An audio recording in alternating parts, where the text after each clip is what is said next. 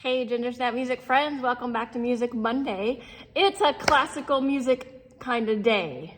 I had a very just slow motion, relaxed weekend, and I was thinking about what I wanted to bring to you guys today. I was thinking about that last night, and I don't know, all of a sudden in my head, there is this piece, and it just kept playing over and over, and I'm trying to turn the page there.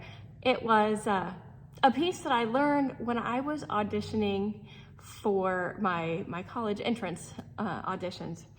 And it is a Brahms Intermezzo.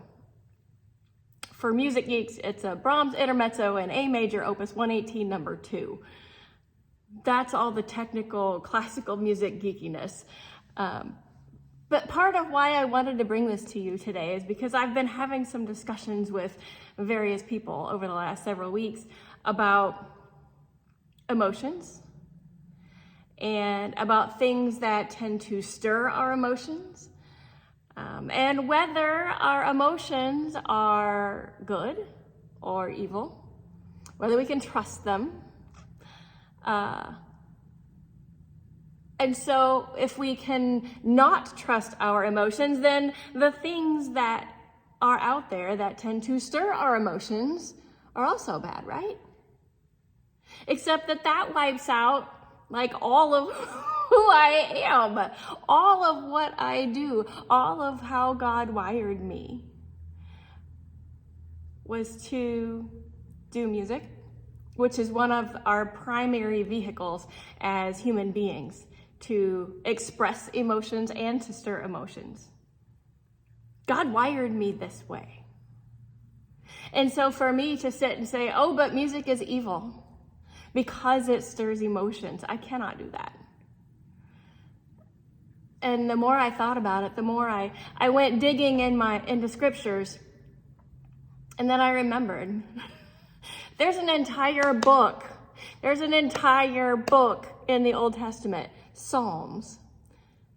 They were written as expressions of joy and praise and lament and anger and all of the emotions to express to the Lord. And they were written not to be spoken properly. They were written to be sung and emoted and put to music. And there are so many other places. In the Old Testament, yes, we have the Song of Miriam. The Israelites, they rejoice when they have come through the Red Sea. And they sing and they dance. And in the New Testament, lest we think, oh, well, that's just Old Testament. In the New Testament, we are encouraged over and over and over by Paul to sing psalms, hymns, and spiritual songs to one another. Is this intermezzo necessarily a spiritual song? No, not necessarily. But I don't know what was going through Brahms' head when he wrote this thing.